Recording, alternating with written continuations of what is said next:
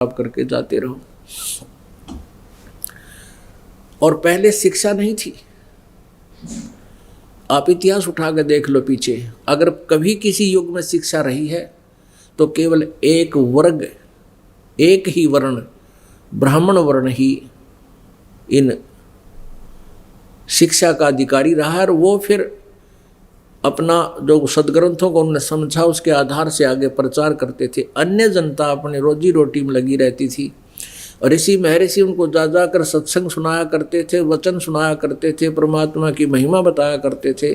उनसे सुनकर जैसा भी उनसे ज्ञान हुआ, आम व्यक्ति केवल भक्ति अवश्य करता था, लेकिन अक्षर ज्ञान नहीं था।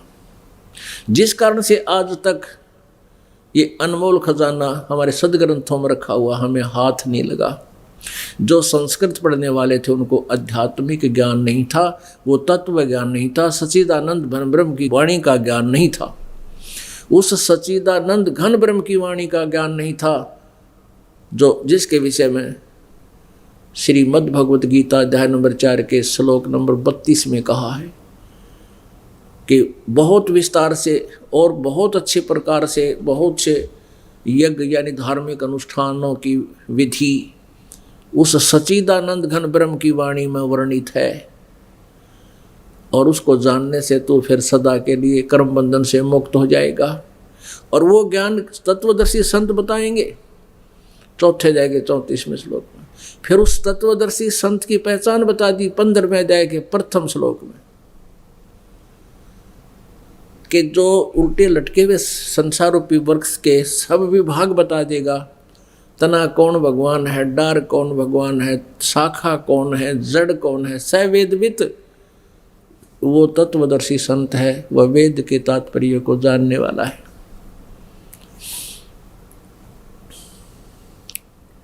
परमेश्वर कबीर देव जी ने 600 वर्ष पहले ये अपनी रचना का आप ही ज्ञान दिया था। अक्षर पुरुष एक पेड़ है और सर पुरुष उसकी डार और तीनों देवा शाखा हैं, ये पात रूप संसार। और परम अक्षर ब्रह्म वो जड़ है, वो मूल है। जो वृक्ष बाहर दिखाई देता है उससे जो ना दिखाई देता उसका पार्ट प्रोक्ष है। जो गुप्त है वो मूल है, जमीन के अंदर है। तो परमेश्वर ने अपने महिमा आप पर बताई। अक्षर पुरुष एक पेड़ है जो जमीन से बाहर जो तना दिखाई देता है वो तना तो समझो अक्षर पुरुष है। श्रीमद् भगवत गीता अध्याय नंबर 15 के श्लोक 16 में और 17 का जो वर्णन है वो बताते हैं। और सरपुरुष वा की डार जिसे ज्योति निरंजन भी कहते हैं, एक वृक्ष के पेड़ के आगे चल के डार बन जाती है, डार मोटी मोटे डाले, और फिर उसके शाखा फूटती है।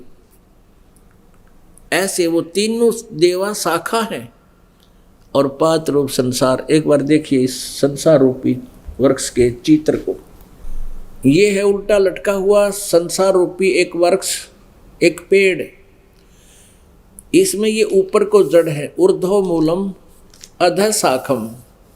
श्रीमद् भगवत गीता अध्याय नंबर 15 के श्लोक नंबर 1 में सिर्फ इतना ही वर्णन किया कि ऊपर को जड़ और नीचे को तीनों गुण, रजगुण ब्रह्मा, सतगुण विष्णु, तपगुण शिवजी रूपी शाखा वाला। ऊपर को जड़ तो है देव परम पुरुष यानी परम अक्षर ब्रह्म पूर्ण परमात्मा, तो उसकी जड़ है संसार रूपी वृक्ष की। और बस इतना ही भेद दिया है गीता जी में, ऊर्ध्व मूलम और अधः शाखम।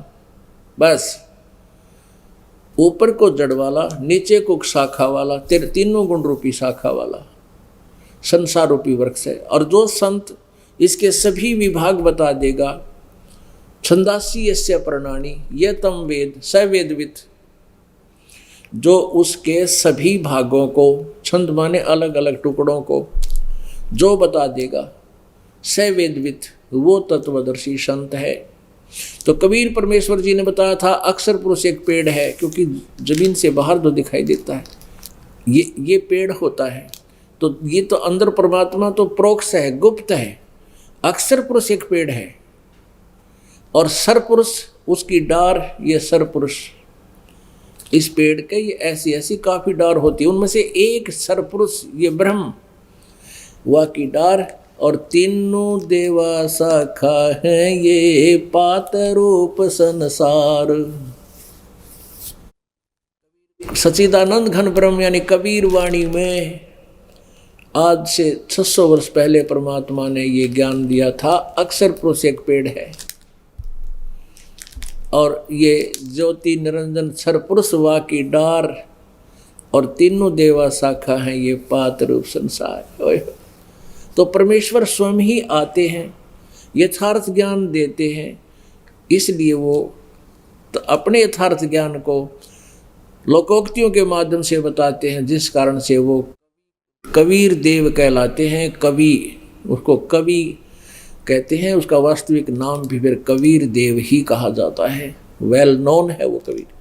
और ये गुप्त है, ये पूर्ण परम अक्षर ब्रह्म, पूर्ण ब्रह्म, परम अक्षर ब्रह्म, परम अक्षर पुरुष कहो चाहे परम अक्षर ब्रह्म को। उत्तम पुरुष है तो अन्य ये लोग तरमावेश विवर्ती, उत्तम पुरुष तो यानी सही परमात्मा श्रेष्ठ भगवान तो कोई और है जो सबका धारण पोषण करता है, क्योंकि संसार रूपी वृक्ष को परवरिश उसका कौन धारण पोषण करता है? ये जड़ों से वृक्ष की परवरिश होती है, तो वो जड़ रूपी परमात्मा है, वो मूल है। ऊर्ध्व मूलम, ऊपर को जड़ वाला, वो दिव्य पुरुष तो मूल है और तीनों गुण रूपी शाखा है। और ये इस प्रकार इस संसार रूपी वृक्ष का विस्तार से विवरण परमेश्वर कबीर देव जी ने अपनी लोकोक्तियों के माध्यम से अपनी अमर वाणी में, कबीर वाणी में बताया था आज से 600 वर्ष पहले। और यही वेद बताते हैं कि वो सच्चिदानंद घन ब्रह्म अपनी वाणी को ऐसे वो अपने मुखारविंद से उच्चारित करता है।